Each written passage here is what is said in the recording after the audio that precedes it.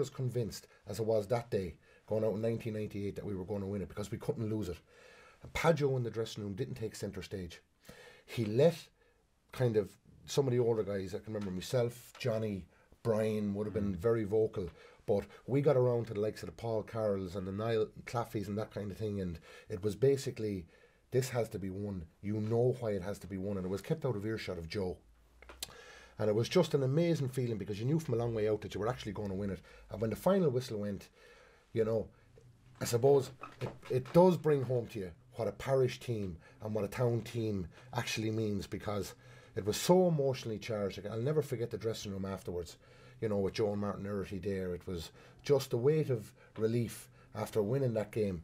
So whilst as a youngster my ambition was to win an All-Ireland with Offaly, nothing ever touched winning the 1998 Club All-Ireland final. It was just an amazing feeling. The hallmark of every team is the unsung hero, and there was a huge amount of unsung heroes. You know, Dahi mentioned them already. Flossie was great bit of stuff. Was unbelievable. And, you know, the Birr club team was a club team of stars. And, you know, there's one thing my father used to always say to me. He says, Ken, the best team will always win. And, you know, by winning 4 All-Ireland club titles, Birr, to me, remained the greatest club team of all time. You're speaking there of the Cushendall game that back in 91. I can always remember the late Peter Pardy and Toby going up and the knitted jumpers that their sister knitted them, and they swapped them with Cushendall supporters up there. But I always remember the dirtiest Birr game I was ever involved in was another Wexford team, Owler to Balla, in 1994. We drew with them down in Nolan Park, and Peter had a habit of picking rows with bigger people, and he picked a row with a Wexford fella in the stand that day, and basically told him, stick to selling your strawberries, and called him kind of all sorts. And Toby was beside him, and the man turned around and decked Peter during the second half, and Peter turned to Toby to look for help, and Toby looked at your man and went, no, you're on your own on this one. But I remember him cycling down. We were great friends and great neighbours, and Susan. And I remember him cycling down just a few weeks before he died, and I hadn't met him since the county final. And he was cycling down, the legs were going, 90 to the minute, and the next thing I was out cutting the grass, and he looked in at me and he shook the face at me, and still going like a rocket. Great character, huge character in Birr. Yeah.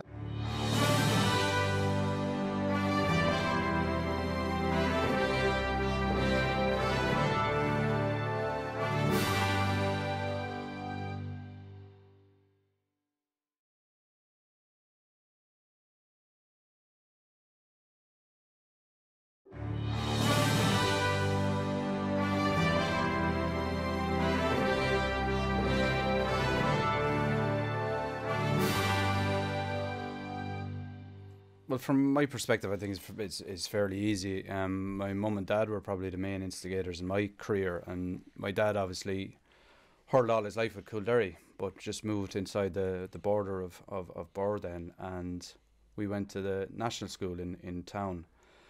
And once we got there, I can remember being introduced to it in school. I think it was first Brother Nihilus when we were there, when we were maybe in first or second class, but then after that, Brother Vincent brought it to a whole new level. The skill that he taught us, and the intensity, and the attitude that he gave us towards hurling. But the passion that he still even has for the game. When you talk about when you just talk about those times, the teams he was over, you can still see the twinkle in his eye, and he going back over all the games. He has never lost that enthusiasm for the game, I think, that he instilled in us. Yeah, absolutely. And he actually made it a joy to go training. We had huge success in the school, and I always remember those black and white jerseys that we always wore. Going on from there, then I think I might have won maybe 1 or 2 under-16s, and that'd be about it. But I mean, I think at that age and those teams growing up built something huge for the future, because we all hurled together. We were used to hurling together. Frank Bergen was a selector and had always been the senior selector with Porricorn. They were given a team meeting the week of the final, and it was Frank's turn to speak. And while he was speaking, everyone knew he was building up to something, but he was always checking over to see was Brother Dennis paying attention and looking. So as you all know, the seniors that year would have been doing the leaving cert sometime later on. So he was going along And he was getting across the point of how important it was to win this final after losing last year to Northmont, and we had them back again in the final. And he says, lads, this is the most important game, and actually, lads, it's more important than the Leaving Cert. And with that, Brother Dennis looked across. It's a game that sticks out vividly in my mind. Clarion had a good side at the time. The Dooleys were there, Connorses were there. There was really Coughlin's were there, you know. And I was going through then with a ball in the midfield. I got to the 45. I was getting up near the 21, and not sure who came to meet me, but he slipped in front of me. I just hand passed it into Brian. Oh, here's a point. This is going to be the winning score, you know. He threw it up, hit it, and didn't hardly hit it 20 yards, so it was deflected out for a 65 anyway. So back I had to go anyway, back down and take this 65. I'd been taking all the frees. So I was standing over it next minute. All you could hear, get away, I'm taking this. Paddy Cowan was in goals. He was coming out from the goals. Go on, get away, I'm taking this. So he came out, lo and behold, I had to step aside and stuck it over the bar. The rest is history then. History. There was a lot of expectation of that team, and to finally deliver, and I suppose to win by a point, it's as good as 10, as they say, but it's heart. It's definitely heart-stopping stuff, and the town just went mad for that week, you know. Yeah. Crazy stuff. We went up to play Moorfield. First 2 balls that went into Paddy were 2 goals. We put up a huge score afterwards, and that was our first game, and probably just as well was our first game in Leinster that year. But we went on the following game to play Buffer's Alley. My father was coming around the back of the goals, and we were leading maybe 4 or 5 points late in the second half, and he said to me, he says, you take Tony Dorn. Right, this would have been a hurling idol, and someone, you know, we would have gone to see over the years. But I'll never forget how big a man he was. I just thought, this is the biggest man I've ever seen in my life. And I was going to say, how am I going to take this lad? And he put his arm around me like a father would to a son. He says, don't worry, son. He says, I won't go near you at all. But he actually retired in the dressing room afterwards. Said that was his last game for Buffer's Alley. Shamrock's in Leinster final. Possibly for me one of Birr's best displays of all the teams that I've been involved with.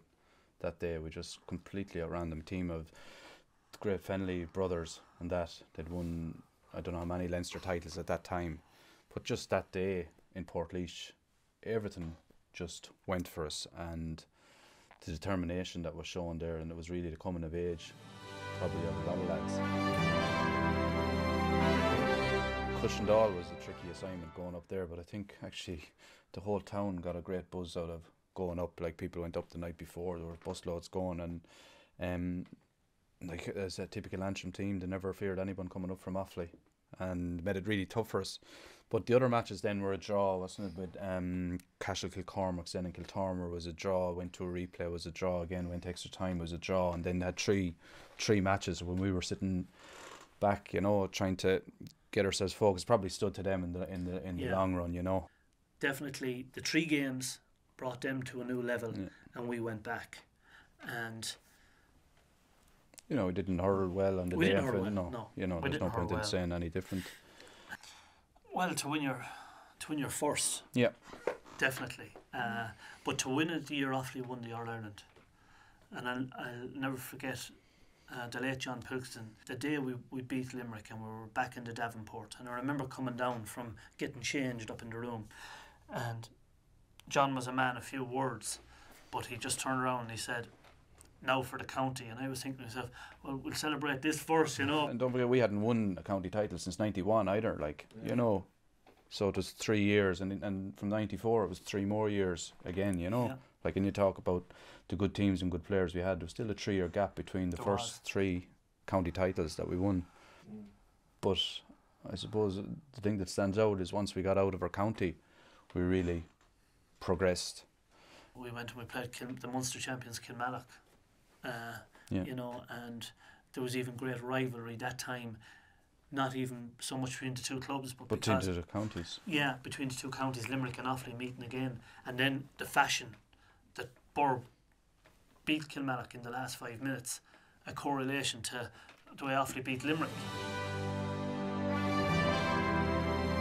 Half time, we were after hurling with the wind and 4 points down against this Antrim team, and things looked terrible. Yeah. Things absolutely. There was a few harsh words said at half time by both players and management and everything, and they went 5 points up. But in fairness, the team dug deep and worked very, very hard, and slowly but surely we got back into the game, and I think we were so relieved. Oh, that's it, yeah. That we got out of jail, basically. We got out of jail because, you know, we came out the next day and won well. I remember when he took over in '97, we were sort of at a bad place at that time in Birr, and I think when he took over, he actually realised that a certain code had to be brought in to the players. A lot of indiscipline had started to creep into that team. The way he felt was, you have to start as you mean to go on, and that this indiscipline had to go. And the one thing I got from these young lads coming in, I saw and I felt that there was a huge hunger in them, because they were actually the total opposite of our team when we were growing up. They had won nothing. I suppose I didn't start the match in '94, so for me it was great to get a start in an All-Ireland final. I suppose the one striking thing, while it was a great honour for us with Offaly, I mean, I think the Birr guys between them contributed about 2-7 or 2-8, you know, with taking Johnny into account, which was a huge achievement for ourselves. It went to a replay and it went to extra time, and we just came out on top, I suppose. For me, I've a few abiding memories of that day and the way things sort of panned out. Even just before the game started, I remember I could see my sister running around the side of the pitch, and I just said, "Geez, what's sort of going on there?" And that was it. Pass no more remark or whatever. The match went on. As I say, draw after normal time, and eventually we came out on top.